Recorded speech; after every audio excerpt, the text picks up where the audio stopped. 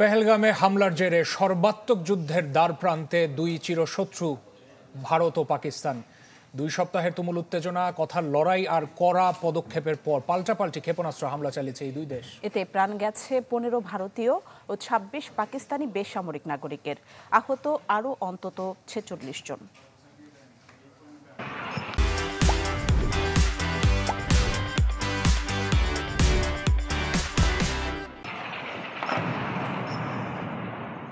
কাশ্মীরে সন্ত্রাসী হামলার জেরে ভারত পাকিস্তান উত্তেজনা শেষ পর্যন্ত গড়ালো সামরিক সংঘাতে। বুধবার মধ্যরাতে পাকিস্তান ও পাকিস্তান নিয়ন্ত্রিত কাশ্মীরে ক্ষেপণাস্ত্র হামলা চালায় ভারত। ঘটে হতাহতের ঘটনা। একটি দুটি নয়, 9টি আলাদা স্থানে চালানো হয়েছে হামলা। যদিও মোট কতটি জায়গায় হামলা চালানো হয়েছে সেই সংখ্যা নিয়ে দুদেশের তথ্যে তফাৎ থাকলেও মুজফ্ফরবাদ, কোটলি, ভাওয়ালপুর সহ কয়েকটি স্থানে হামলার খবর নিশ্চিত করেছে গণমাধ্যমগুলো।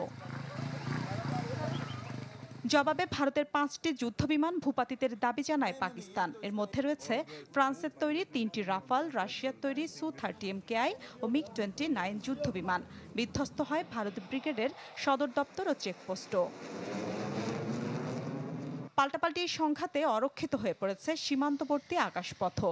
এরই মধ্যে 165টি ফ্লাইট বাতিলের কথা জানিয়েছে ভারতীয় বিমান সংস্থা ইন্ডিগো। কাশ্মীর সহ 11টি সীমান্তবর্তী এলাকায় এসব ফ্লাইট চলাচলের কথা ছিল। বিমান চলাচল বন্ধ রয়েছে ভারতের পাঞ্জাব, রাজস্থান ও বেশ কয়েকটি জায়গায়। এদিকে ভারতের হামলাকে যুদ্ধের শামিল দাবি করে সমুচিত জবাব দিতে সশস্ত্র বাহিনীকে অনুমোদন দিয়েছে পাকিস্তানের জাতীয় নিরাপত্তা কমিটি।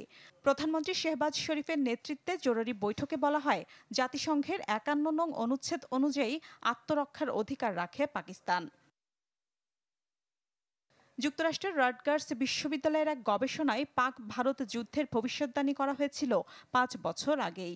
বিবিসিতে প্রকাশিত এই প্রতিবেদনে বলা হয়েছিল, দুই দেশের যুদ্ধ হলে তাৎক্ষণিকভাবে প্রাণ যাবে প্রায় 12.5 কোটি মানুষের।